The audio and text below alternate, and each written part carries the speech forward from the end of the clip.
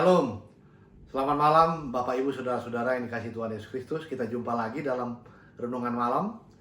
Firman Tuhan sebagai renungan diambil dari Filipi pasal 3 ayat 17 sampai 21. Sebelum kita membaca firman Tuhan, kita berdoa. Allah Bapa yang bertahta di kerajaan surga, selamat malam Tuhan. Sebentar lagi kami akan menyampaikan renungan malam sebagai rema dalam kehidupan kami. Berikanlah firman Tuhan pada hari ini dari Filipi 3, sebagaimana surat Rasul Paulus bisa menguatkan iman kami juga pada saat ini Tuhan, bahwa kami adalah orang-orang yang sudah ditebus Tuhan dan menjadi warga kerajaan surga.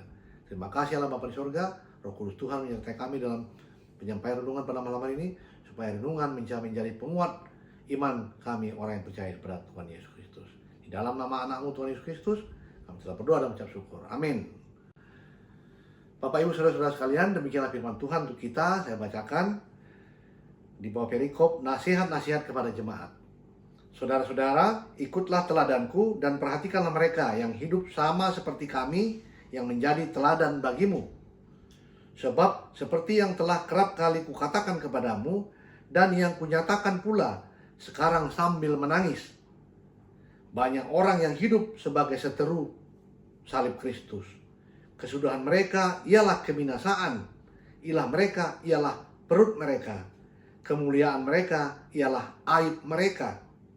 Pikiran mereka semata-mata tertuju kepada perkara duniawi, sebab kewargaan kita terdapat di dalam sorga, dan dari situ juga kita menantikan Tuhan Yesus Kristus sebagai juru selamat, yang akan mengubah tubuh kita yang hina ini sehingga serupa dengan tubuhnya yang mulia, menurut kekuasaannya yang dapat menaklukkan segala sesuatu kepada dirinya.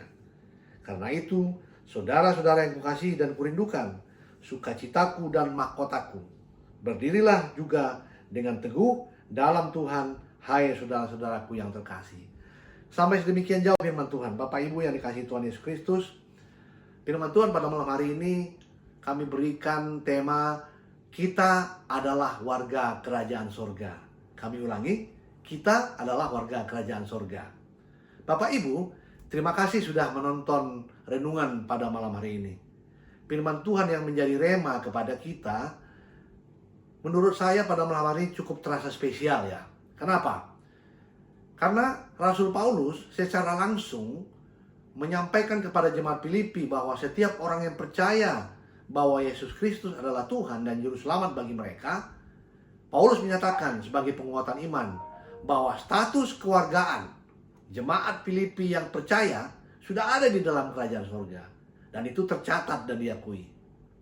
Apa yang disampaikan oleh Rasul Paulus lewat surat pengembalanya ini kepada jemaat Filipi pada saat itu adalah sebuah pernyataan sikap imannya yang dia sampaikan kepada jemaat Filipi. Nah, bagaimana dengan kita zaman sekarang ini? Apakah status kewargaan kita juga sudah tercatat di dalam kerajaan surga? Sementara kita kan juga sama dengan jemaat-jemaat di Filipi pada saat dulu. Sama-sama mengimani bahwa benar Tuhan Yesus Kristus adalah Tuhan kita. Ia adalah juru selamat kita, penebus dosa kita. Ia adalah Allah dalam rupa anak yang disalibkan di kayu salib pada saat itu.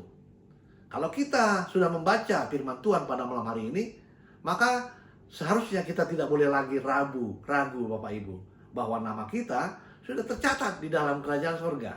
Ya, katakanlah kepada diri kita, saya percaya bahwa saya adalah warga yang sudah dicatatkan Tuhan di kerajaan surga. Karena saya telah mengimani dan mengenal Yesus Kristus. Dia adalah Tuhan saya, Juru Selamat saya. Sama seperti yang kita ucapkan juga bersama-sama setiap minggu kalau kita beribadah di gereja kita masing-masing. Kita nyatakan pengakuan iman rasuli kita. Saudara-saudara yang dikasihi Tuhan, apa yang dikatakan Tuhan Yesus kepada penjahat di sebelah kanannya pada saat itu? Sesungguhnya aku berkata kepadamu, hari ini engkau akan bersama dengan aku di dalam Firdaus. Lukas 23 ayat 43. Mengapa Tuhan Yesus menyambut dan mengatakan hal itu kepada penjahat yang di sebelah kanannya? Karena penjahat itu percaya. Penjahat itu percaya Yesus adalah Tuhan dan Juru Selamat. Kemudian dia merespon perkataan Tuhan. Yesus, ingatlah aku apabila engkau masuk ke dalam kerajaan-Mu. Lukas 23 ayat 42. Tidak semua orang mampu melakukan apa seperti yang dilakukan oleh penjahat yang di sebelah kanan Tuhan pada saat disalib. Padahal penjahat itu juga sedang merasakan atau berada dalam situasi keputusasaan. Rasa sakit disalib bersamaan dirasakan pada saat itu. Namun penjahat itu tuh, saudara-saudara sekalian, melihat ada secercah hidup, janji hidup kekal melalui mata imannya yang memaksa dia agar percaya saja. Alangkah beruntungnya penjahat yang bertobat itu. Rahasia sekaligus jawaban Tuhan Yesus sudah menjadi sebuah anugerah bagi dia bila mana kelak ia mati. Maka ia tidak lagi akan mati kekal sebagai seorang penjahat, tetapi bersama dengan orang-orang yang berasal dari segala abad yang telah percaya dan mengimani adalah Tuhan Yesus Kristus adalah Juru Selamat. Mereka akan dibangkitkan oleh Tuhan, ya, dan berdiam bersama dengan Allah Bapa di surga, Allah Anak, Allah Bapa dan Roh Kudus. Sungguh luar biasa dan sungguh indahnya. Namun apa yang sesungguhnya yang terjadi jika iman Paulus melalui suratnya kepada jemaat Filipi menyatakan seperti tema kita malam hari ini? Inilah yang menjadi renungan bagi kita, supaya kita tidak ketinggalan dan nama kita tetap terjaga sebagai warga kerajaan surga. Yang pertama, Paulus meminta jemaat Filipi mengikuti teladan dan perilaku yang ia, Timotius dan Epafroditus tunjukkan. Sebab mereka bertiga sebagai rasul pada saat itu berperilaku dan memberikan teladan karena mereka tahu bahwa Tuhan Yesus Kristus telah terlebih dahulu menunjukkan kepada mereka caranya berperilaku seperti itu. Itulah sebabnya itu mereka teladani, mereka lakukan dalam kehidupan mereka, supaya jemaat-jemaat yang mereka layani mengikuti perilaku mereka dalam kehidupan sehari-hari. Teladan itu adalah berasal dari Tuhan. Nah, kita sebagai pengikut Kristus tidak berlebihan jika kita juga meneladani sikap dan perilaku Tuhan Yesus Kristus sebagaimana yang ada dalam firman Tuhan. Kita jadikan panutan Bapak Ibu Saudara. Sebab ia adalah Allah bagi kita. Kita takluk dan takut akan Tuhan. Adanya kesungguhan untuk mengikuti Dia, dan perilaku tersebut harus tercermin dalam kehidupan kita sehari-hari. Sebagai seorang Kristen, tentunya kita harus mengenal siapa Yesus dan di mana kedudukan kita. Ingatlah bahwa Yesus itu adalah Tuhan kita dan Dia sangat mengenal kita. Ya, sama seperti tertulis di dalam Yohanes 10 ayat 27. Domba-dombaku mendengarkan suaraku, dan aku mengenal mereka, dan mereka mengikut aku. Sungguh luar biasa. Yang kedua, Bapak Ibu Saudara-saudara sekalian, Paulus mengajar kepada jemaat Filipi agar tidak meniru orang-orang seteru Kristus, ya, yang selalu berseteru dengan salib Kristus. Orang-orang ini tidak percaya Yesus sebagai Tuhan. Orang-orang seperti ini pada waktunya nanti akan masuk ke dalam jurang neraka kekal. Tidak ada lagi keselamatan bagi mereka, sebab mereka sudah menyia-nyiakan tawaran keselamatan yang telah Tuhan berikan semasa mereka hidup. Demikian juga dengan kita saat ini. Antikristus, orang-orang yang mengaku kenal Yesus, tetapi tidak percaya bahwa Dia adalah Tuhan. Tidak percaya Dia adalah Sang Penebus yang telah menebus dosa manusia. Orang-orang seperti ini, kelompok-kelompok seperti ini, tidak perlu didekati. Bahkan tidak boleh ditiru atau kita masuk ke dalam lingkaran mereka. Karena pada akhirnya kita akan terbawa ke dalam jurang kebinasaan, Bapak Ibu Saudara-saudara sekalian. Sekali percaya, imani Yesus Kristus adalah Tuhan kita dan Juru Selamat kita, maka tetaplah percaya. Itulah yang mesti kuat dan tegas kita pegang dalam kehidupan ini. Kita jaga benar-benar, termasuk semua anggota keluarga kita yang kita cintai. Firman Tuhan di dalam Yohanes 3 ayat 18 juga menuliskan, barang siapa percaya kepadanya, ia tidak akan dihukum. Ya. Barang siapa tidak percaya, ia telah berada di bawah hukuman. Sebab ia tidak percaya dalam nama Anak Tunggal Allah. Jadi orang yang percaya akan menerima perlindungan Allah. Orang yang tidak percaya sudah langsung berada di bawah hukuman Allah. Itu janji Allah. Dan itu adalah firman Tuhan, Bapak Ibu.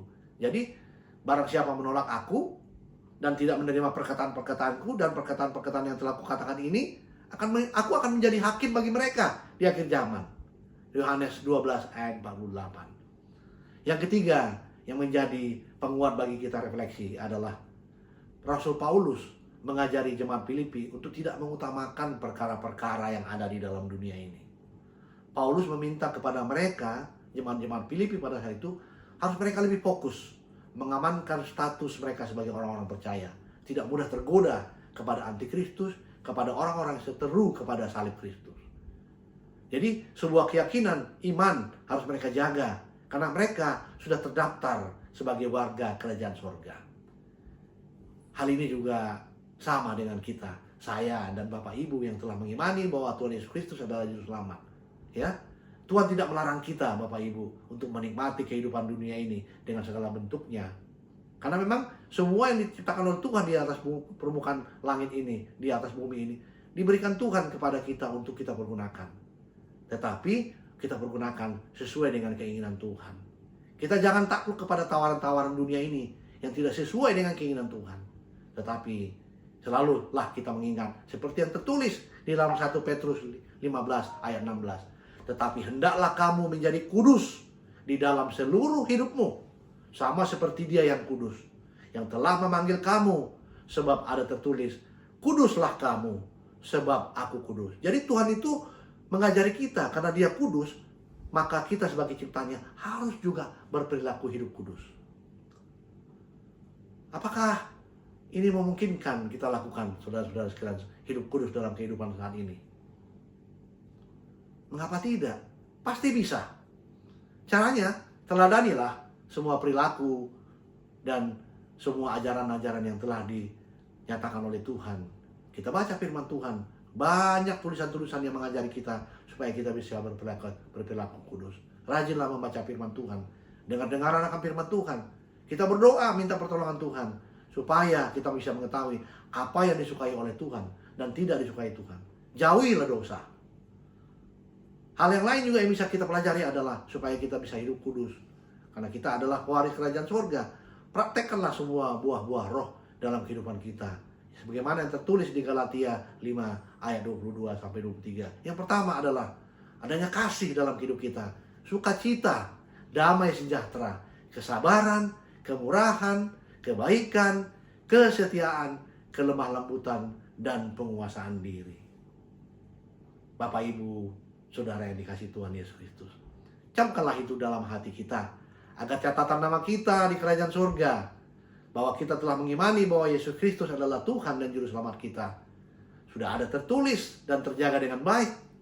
Kemudian kita akan bisa masuk kerajaan surga bersama-sama dengan Tuhan di saat Tuhan datang yang kedua kalinya sebagai hakim untuk menghakimi orang yang hidup maupun yang mati. Dan kita sama-sama dibangkitkan dengan seluruh orang-orang percaya dari segala abad, bisa hidup kekal bersama Tuhan di sorga. Dan itu akan menjadi milik kita dan harus menjadi tujuan hidup kita semasa kita hidup di dunia ini. Amin. Marilah kita berdoa. Terima kasih Allah Bapa di surga. Firman Tuhan pada malam hari ini sungguh luar biasa mengajari kami bahwa kami orang yang mengimani, meyakini bahwa Tuhan Yesus Kristus adalah Tuhan kami, Juru Selamat kami. Nama kami sudah tercatat sebagai pewaris kerajaan surga kelak. Akan dibangkitkan bersama dengan orang-orang percaya dari segala abad pada saat Tuhan datang untuk kedua kalinya, menghakimi orang yang percaya, orang yang hidup maupun yang mati. Terima kasih Allah Bapa di surga. Pada malam hari ini renungan kami telah sampai. Kiranya Tuhan mengurapi kami. Roh Kudus Tuhan selalu memperkuat, menyempurnakan renungan yang disampaikan. Hanya di dalam satu nama kami naikkan nama anak-Mu Tuhan Yesus Kristus sebagai Tuhan dan Juru Selamat kami yang hidup. Amin. Terima kasih sudah mendengarkan renungan pada malam hari ini. Tuhan Yesus memberkati kita.